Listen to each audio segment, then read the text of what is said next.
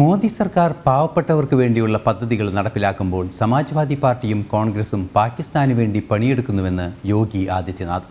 പാകിസ്ഥാന്റെ കൈവശം ആറ്റം ബോംബുണ്ടെങ്കിൽ ഭാരതത്തിന്റെ ആറ്റം ബോംബുകൾ ഫ്രിഡ്ജിൽ സൂക്ഷിക്കാനല്ലെന്നും യോഗി ആദിത്യനാഥ് പറഞ്ഞു.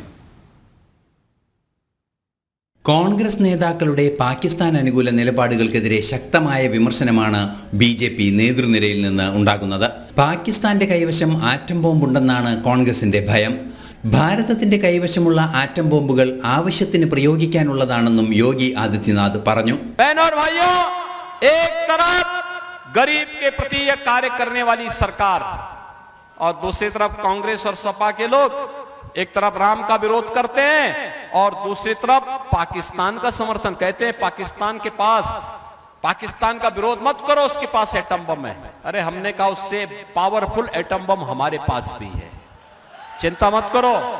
उसका एटम बम फेंकने के लिए है तो हमारे पास हमारा एटम बम फ्रीज में रखने के लिए नहीं है। हम भी छेड़ेंगे नहीं, लेकिन कोई छेड़ेगा तो फिर छोड़ेंगे भी नहीं, और कहीं भी होगा. ഒരു പക്ഷത്ത് മോദി സർക്കാർ പാവപ്പെട്ട വിഭാഗങ്ങളുടെ ക്ഷേമത്തിനായി പ്രവർത്തിക്കുകയാണ്. കോൺഗ്രസിനും സമാജ്വാദി പാർട്ടിക്കും പാകിസ്ഥാനോടാണ് പ്രണയം.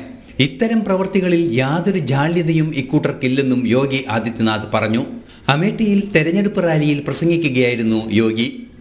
നാഷണൽ ഡെസ്ക്, ജനം.